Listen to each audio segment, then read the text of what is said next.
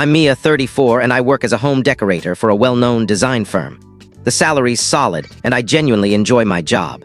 But this story isn't about my career. It's about the biggest choice I've ever made and how it turned my family upside down. About 8 months ago, I decided to buy a house. Not a shiny, move-in-ready place, but a total fixer-upper.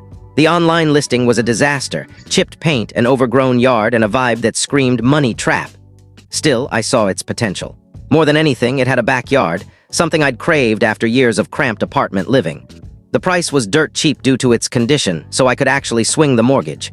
My family thought I'd lost it. At our weekly family dinner, my mom, Linda, was floored. "Mia, why would you buy a wreck like that? You could get a nice condo with no hassle." My dad, Tom, just sighed, muttering about how it'd drain my savings. My older brother, Ethan, and his wife, Claire, were there too. Ethan smirked. "Sis, you're signing up for a nightmare." Claire, as usual, stayed quiet but gave me that judgmental side-eye she's mastered. She's always acted like she's got life all figured out, despite spending her days chasing social media fame instead of working. I didn't care what they thought. I could see the house's charm beneath the mess, and as a decorator, I was thrilled to transform it.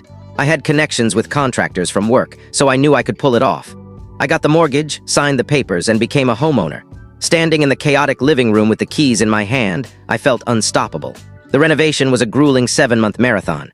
I handled smaller tasks myself, painting walls, sprucing up the yard, picking out decor. For the big stuff, like rewiring and plumbing, I hired pros from my company who gave me a steep discount. It saved me a fortune. My weekends were spent at hardware stores, ripping out moldy drywall and learning more about roofing than I ever wanted. There were low points, like when the HVAC system needed replacing or when a pipe burst during a storm. But bit by bit, the house came to life. Fresh paint, new floors, a modernized kitchen, and a backyard that went from wilderness to oasis. I was proud. When it was done, I planned a housewarming party to show it off. At our next family dinner, I invited everyone. "The house is finished, and I'm throwing a party next Saturday. I'd love for you all to see it," I said. Claire let out a snarky chuckle. "I'm not stepping foot in that dump," she said, laughing like it was a clever jab. I was stunned. "It's completely redone," I replied, keeping my cool. "But if you don't want to come, that's fine." Claire's face turned sour, and she clammed up for the rest of the night. Ethan and my parents looked awkward but said they'd show up, though they didn't seem thrilled. The party kicked off at 5 p.m. My coworkers, friends, and neighbors arrived, gushing over the transformation. "Mia, this is incredible," they said, asking about my design choices. It felt amazing until I realized my family was missing. 2 hours later, they finally rolled up. Ethan, Claire, and my parents walked in, clearly expecting a disaster. Instead, their jaws dropped. "Mia, this is stunning," my mom said, eyes wide. "You've got an eye for this." But Claire, she wasn't impressed. She wandered around, inspecting corners, running her finger along shelves, hunting for flaws.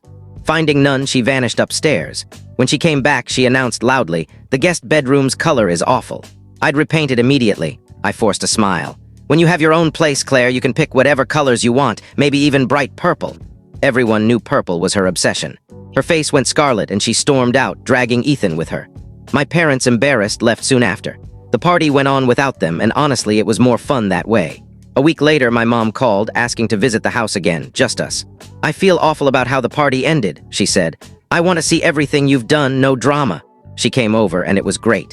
She admired the details, asked about my choices, and we sipped tea in my new kitchen. "We were wrong to doubt you," she admitted. "This place is amazing." It meant a lot. Before she left, I gave her a spare key. "For emergencies, like if I'm out of town and the plants need watering," I said. She hugged me and things felt normal again. Ethan and Claire, though, radio silence. Ethan sent a few random texts, but Claire didn't reach out, which was fine by me. My dad was neutral, not ignoring me, but not making an effort either. 5 months passed. I settled into my home, loving my space, excelling at work, and casually dating. Life was good. Then my mom called one Thursday, her voice oddly cautious. "Mia, can you come for dinner this Saturday? It's been a while since we've all been together." Something felt off, but I agreed, missing our family dinners. When I arrived, Ethan and Claire were already there, as expected. They practically lived at my parents' place on weekends. Ethan was overly cheery, saying, "Hey, Mia." Claire barely glanced at me. Dinner was tense with forced small talk. Mid-conversation, my mom set down her glass and smiled sweetly. "Mia, we need to talk about something." Everyone froze, staring at me. Ethan had this eager grin. "Ethan and Claire's lease is up soon," my mom said. "With Ethan's job cuts and the economy, they're struggling to find a place they can afford. We thought maybe they could stay with you for a bit, just until they're back on their feet." My stomach sank. Ethan nodded, still grinning. I took a breath. "I'm not comfortable with anyone living in my house." My mom's face fell. "Mia, this is your brother and his wife." I get that, I said, but my answer's no. Claire jumped in, venom in her voice. You're so selfish, Mia, always have been. I looked at her.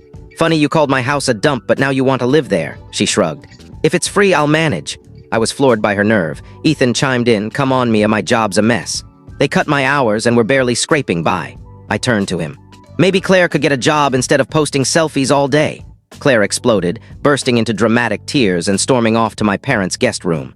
Ethan snapped, nice going, Mia, and chased after her. My parents gave me disappointed glares like I'd betrayed them. I finished my food and left. After that, my family went silent. No calls, no texts, no dinner invites for a whole month. Honestly, I was relieved. I didn't need the guilt trips. My house felt like my sanctuary, and I loved hosting friends without drama. But then one Tuesday, everything flipped. I had a big client meeting set for 1 p.m., but they canceled last minute due to an emergency. I realized I'd left some files at home, so I headed back around 11 a.m., hours earlier than usual. Pulling into my driveway, I saw 2 familiar cars, my parents' and Ethan's. My first thought was that something was wrong, but they hadn't called, so that didn't add up. I unlocked the front door and froze. My furniture was everywhere. My bed frame, dresser, and lamps from my master bedroom were scattered in the living room. I heard voices upstairs, loud and busy. Heart pounding, I climbed the stairs. The voices came from my master bedroom. I stopped in the doorway, stunned. My parents, Ethan and Claire, were there, along with 2 strangers, workers with paint cans and rollers. They were painting my walls a garish bubblegum purple. Claire stood in the center, beaming. I lost it. What are you doing? I shouted. Everyone jumped. The workers paused, confused. My parents looked guilty. Ethan froze, but Claire just grinned. Oh, you're home. We're redoing your bedroom for when Ethan and I move in. Isn't this color great? Stop painting, I told the workers. They set down their tools. I turned to my mom. How did you get in here? She smiled nervously. I used the key you gave me, sweetie. We're family and we wanted Ethan and Claire to feel at home. Home, I said. I told you they're not moving in. My dad piped up. You'll do the right thing, Mia. You always do. The right thing, letting them invade my house and ruin my bedroom. Get out, I said. All of you now or I'm calling the police.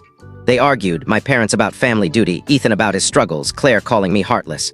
The workers, sensing the chaos, grabbed their stuff and bolted. I repeated, get out or I'm serious. Something in my tone made them listen. They shuffled out one by one. I stood in my half-purple bedroom, shaking. I called a contractor friend, Alex, who lived nearby. I need my locks changed ASAP, I said. While waiting, I bought paint, the same soft blue I'd originally picked. Alex changed every lock, front door, back door, garage. That night, I repainted the bedroom myself, erasing every trace of purple. Exhausted, I slept on the couch. The next day, I had my team move my furniture back. Then I called a security company. I want cameras, alarms, the works, I said. They installed everything that day. Cameras, motion sensors, door alerts, all linked to my phone. I finally felt safe. 2 days later, my phone buzzed with alerts. Motion detected, front door. Attempted entry. I checked the camera feed. There was Ethan trying to use the old spare key. When it didn't work, he got frustrated, then returned with a crowbar, prying at the door as the alarm blared. I called the police immediately. They arrived quickly, catching Ethan in the act. He tried to explain it away, saying it was a misunderstanding, but the cops weren't buying it.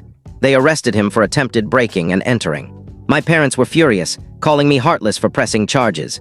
Claire posted a long rant online, painting me as the villain. But I didn't back down. The security footage was clear, and I was done letting my family walk all over me. Ethan faced a fine and community service, and I cut contact with them all. My house is mine, and I'm keeping it that way.